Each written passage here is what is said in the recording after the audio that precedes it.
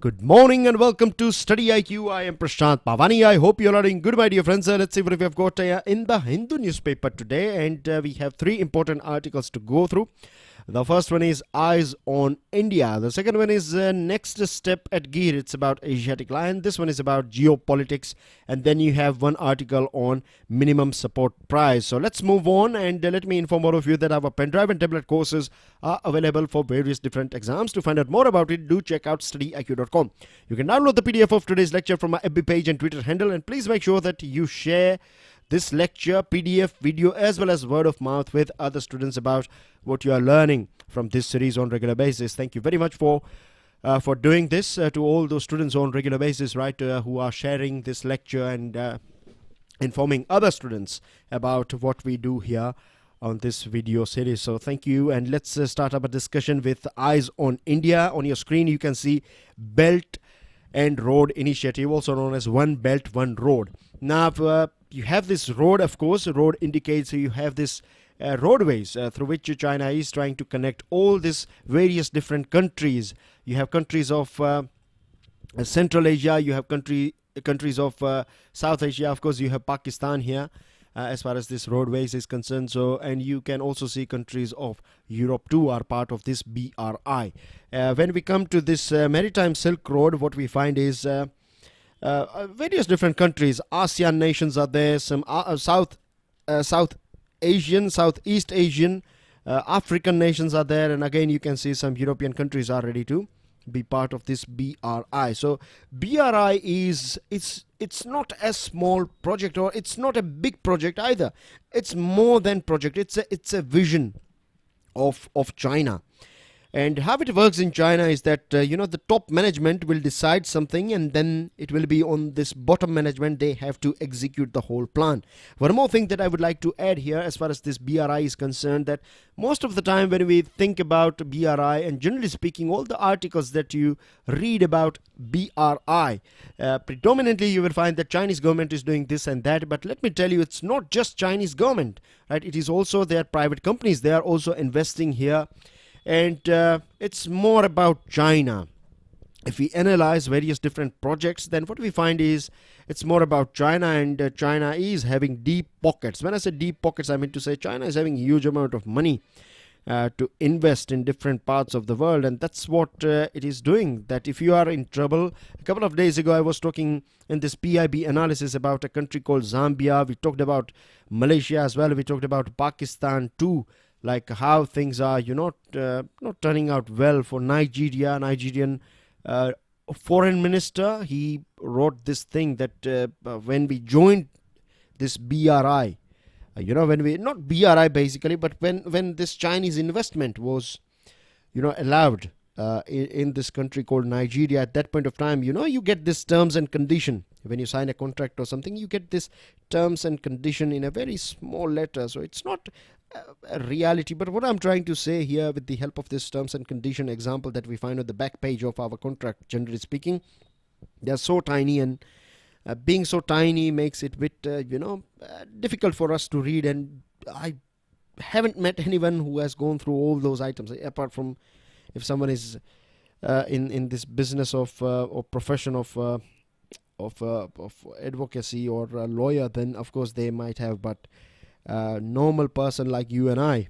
right, we don't go through all those details. But when we are in trouble or something, then we go through it, and then we find that things are not in our favor. So something similar is going on with this BRI as well, that all those countries who are joining it now, they are a bit skeptical about the outcome, because what China is trying to achieve here, China is trying to achieve trade as well as with the help of transport. So let me explain how it works for China. China investing huge amount in transport, huge amount of money in transport, right? So with this, what will happen? It will develop infrastructure and everything. It will give you, connectivity with other countries. At the same time, if you go through all these countries here, you will find that. Now imagine what can Sri Lanka sell to China. Of course, it is going to be other way around, isn't it? That China is going to sell or export all those items to Sri Lanka. So once you develop this transport corridor or transport facilities, right, then you will offer this trade You will say that we have this huge amount of capacity. We used to make things for America, but now we don't make it anymore. So we have our factories ready to be exploited. So if you want, we can produce these things for you guys. So, with the help of this transport and deep pocket, it is trying to boost its trade as well. So now I believe enough has been said by this One Belt, One Road. It was a important topic to discuss. So now let's go through this article. Let's go through the points of articles. Of course, we are in this article anyways. So we have country called Japan, right? Very good friend of our country, India. The cordial relationship that Prime Minister of Japan and Prime Minister of India, they share with each other. They have always used this terminology called friends for each other. And Japan is trying to revive TPP, that is Trans-Pacific Partnership. America is not part of TPP anymore. And then you have other countries, of course, Pacific. You have other Pacific countries. We have talked about it, so I'm not going into the details of TPP at present. In future, maybe. Then you have this European Union. Japan is trying to revive, as well as they have recently, signed a trade agreement with between these two parties, EU and Japan. They have signed this trade agreement. And Japan is the only country in the world that was attacked by nuclear weapons. If you go through the constitution of Japan, then we find that it is very, it is promoting peace, tranquility, and not being too aggressive, or not being aggressive at all, staying away from all those troubles and never using nuclear weapons and not engaging in military wars and things like so. We can say that Japanese constitution is very dovish, but now they think that they should, they need to flex a little bit of muscles because of this Chinese aggression in different parts of the world. They have this issue of, disputed islands between them, and in other parts as well. China is being a bit aggressive, so Japan is a bit concerned about it. And then, the misbehavior of North Korea was very much frightening for Japan. So now it is thinking to change constitutional, a little bit of revisions or reforms in constitution is the need of the hour for Japan. Then you have other countries like South Korea is there, Taiwan is there, Australia is there. They are diversifying their economic interdependence. If you analyze the relationship of all these four countries, say for example with China, then we find that Japan or China is a biggest trading partner of Japan. Same thing goes with Australia as well. As far as people-to-people contact is concerned, you find lakhs and lakhs of millions of Chinese people living in Australia. I think I have exaggerated, not millions, but in lakhs, of course. You find Chinese people living in Australia, and after that it is followed by Indian people. So I'm sure many of us have someone living in Australia. If you ask them, you will find that Chinese are basically everywhere in Australia.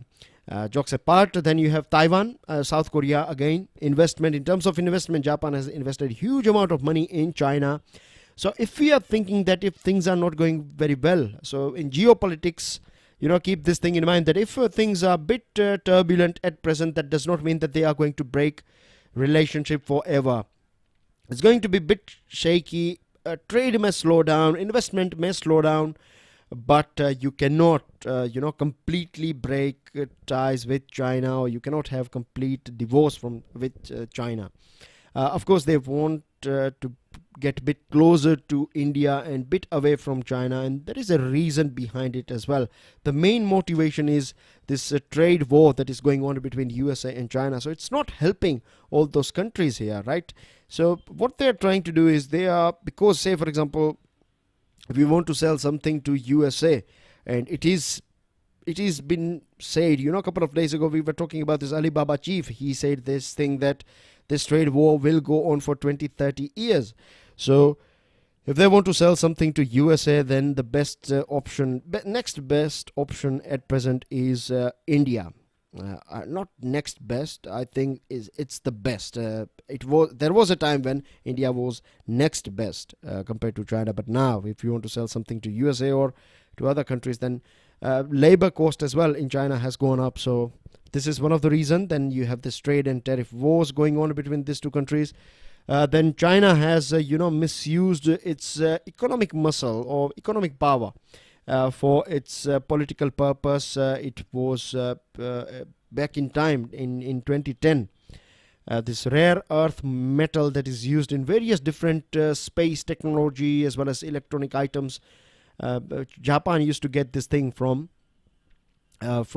China, and it suspended its export to Japan because of some political, or you can say geopolitical issues that were going on at that point of time. So this hit this Japanese economy very badly, this decision of China. So you can see here economic muscle for political purpose.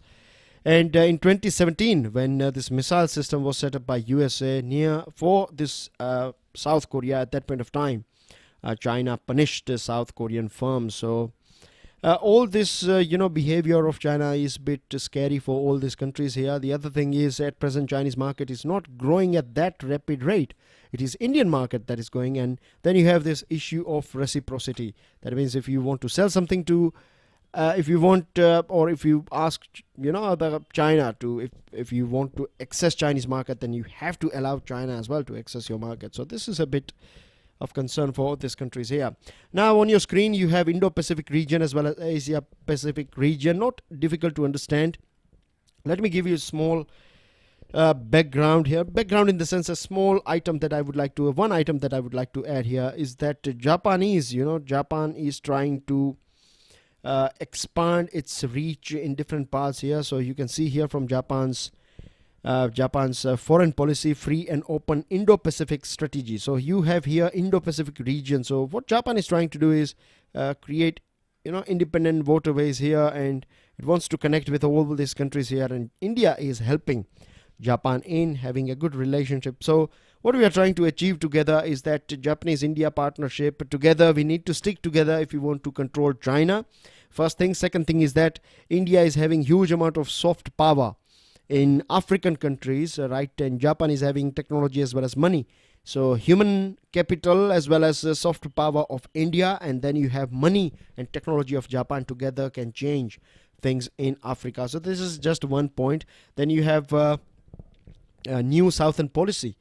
This policy was, you can say, it's a brainchild of Mr. Mu, who is the current president of South Korea. And during his campaign, he promised this thing. This was part of his campaign, that he will develop good relationship with India. So this new Southern policy of South Korea is in line with, in fact, if we start from our side, right, Act East policy, it will take us somewhere here.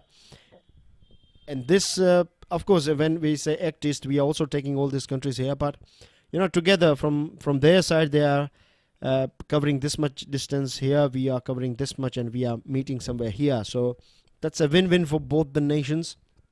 And then you have new southbound policy of Taiwan. Again, something that is adding synergy in this relationship between India and Taiwan. And then you have Australia's India economic strategy. It's a sort of goal or a target of Australia that by 2035 India is going to be its third largest investment destination as well as export destination.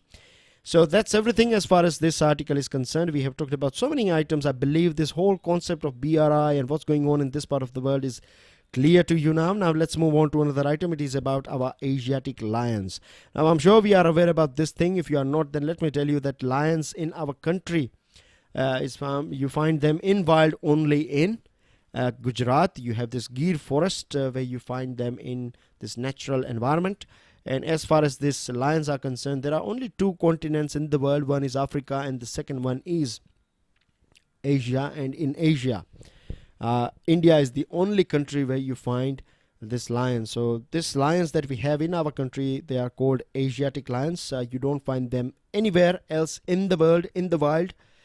So it's only this small pocket where you find this Asiatic lions. There was a time when Asiatic lions used to rule, from England to China.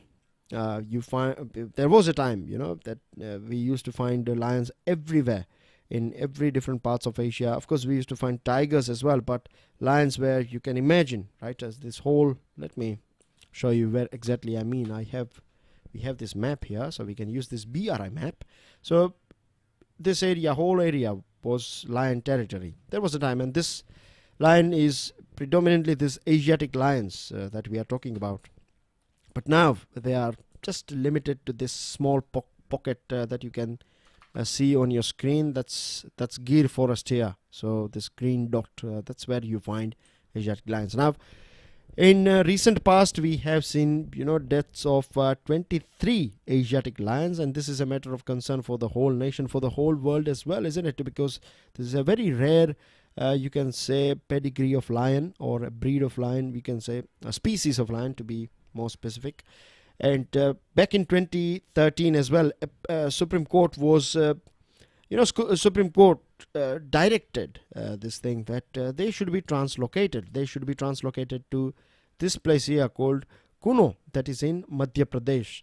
And there was a 12-member expert committee as well. The committee also talked about the same thing, because what's going on with our Asiatic lion at present is they have this canine distemper virus, and it is believed that this virus has killed some 23 Asiatic lions, and we don't have vaccine for this thing, so we have imported some 300 canine distemper virus vaccines from USA. So this is a matter of concern as well.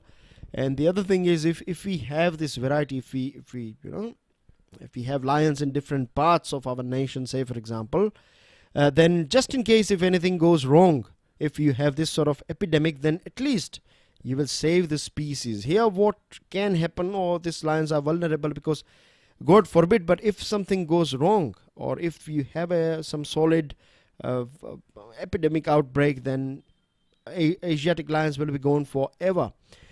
So this is a thing that we need to take into consideration. But you have state governments, they come out with some technical issues and technical reasons or excuses. Then you have this emotional excuses, and it's a matter of shame as well that while animals are subject to state politics, or you can say this political excuses. Now Gujarat has been unwilling to part with its lions because lion is a pride of Gujarat. But if it is genuinely pride of Gujarat, then Gujarat should let it go. It's not that all the lions will be taken away from here.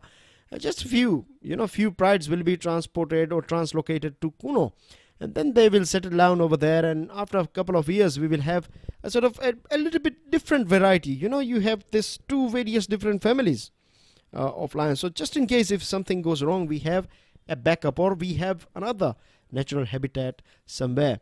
Now, something similar took place, this outbreak took place in Tanzania. It's a country in Africa, and sharing its border with Indian Ocean. So Tanzania, back in 2007 or something, if I'm not wrong, 30% of lion population was wiped out in this Serengeti. Serengeti is a very famous place. I'm sure we have heard about this thing. We have watched Serengeti in Discovery or Animal Planet or this Net Geo Wild, etc. channels. They run so many programs on Serengeti. So a viral disease, was there, or outbreak of viral disease took place in Serengeti, and 30% of lion population died.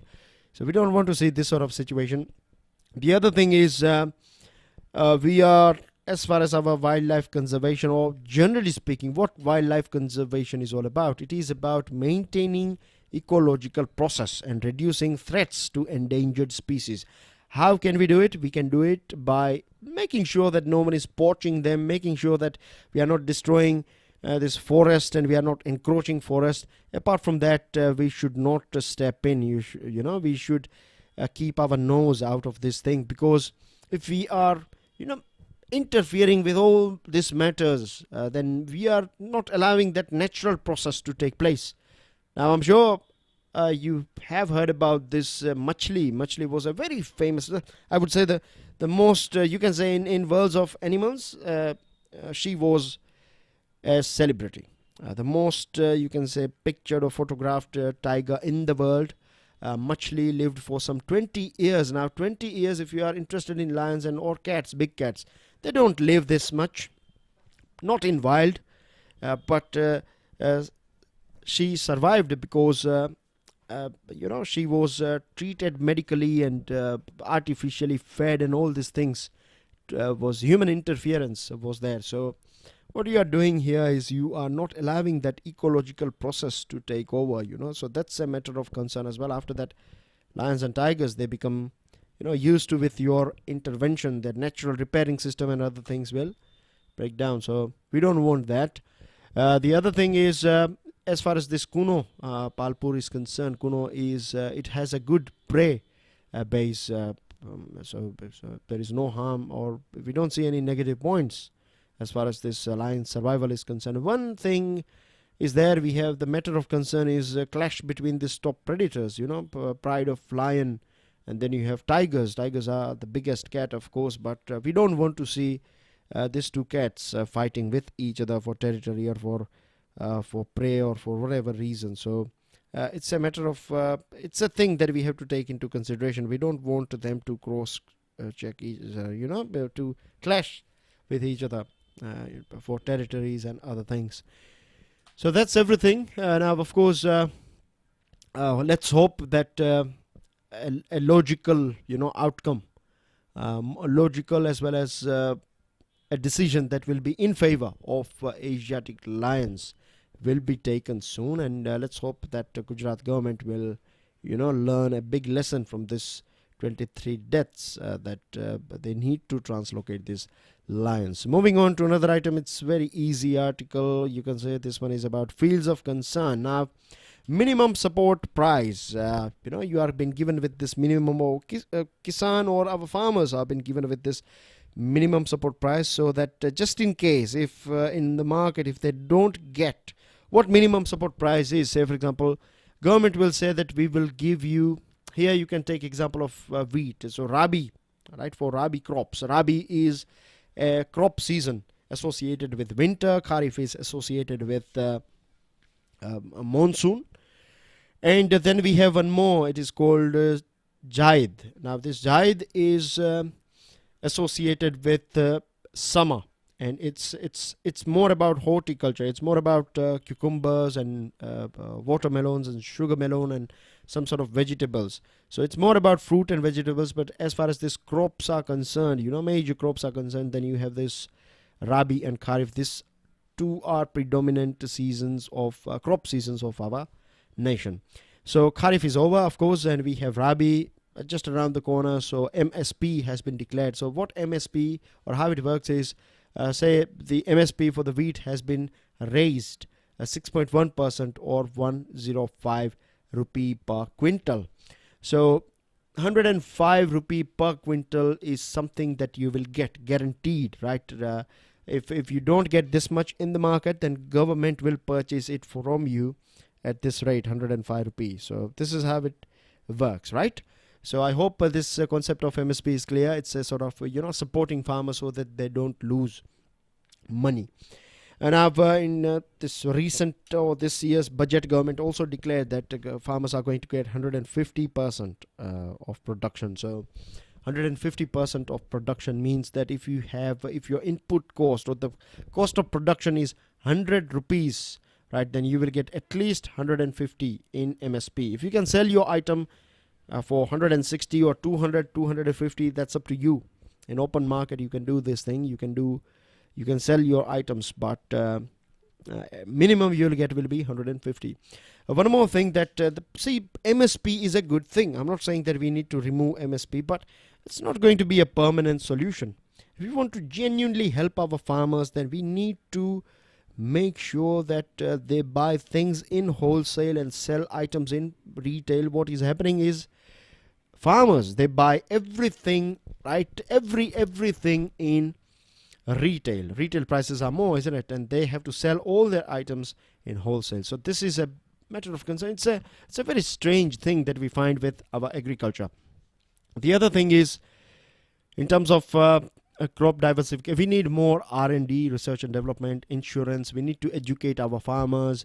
So all these things are very important. And I'm sure we have talked about this, basic issues with farmers many a time. So No point of me repeating here, but one thing I would like to add here is that elections in Madhya Pradesh and Rajasthan are just around the corner. So declaring MSP is also a sort of, you can say, a political gesture. But I must say that there is no country in the world that will not do this thing. If you can kill two birds with one stone, then why not? So that's everything as far as this articles are concerned. Now let's move on to latest news items. As you can see here on your screen, Centre cuts fuel prices by 2.5. Now excise duty cut is also there, so direct cost will be 10,500 crore. 1 rupee per litre from oil companies will be taken. The worry is that having yielded to pressure, more duty cuts will be there as election approaches. So this will be, it's not going to be that healthy for government's revenue. And then you have other worry as well, that if crude rises more, if international prices goes up, then it will add more pressure on the books of ONGC and other oil companies. It adds to fiscal concerns, as I already told you, that our MSP, fertilizer, social scheme, Air India, subsidized LPG and other things will get affected by this decision.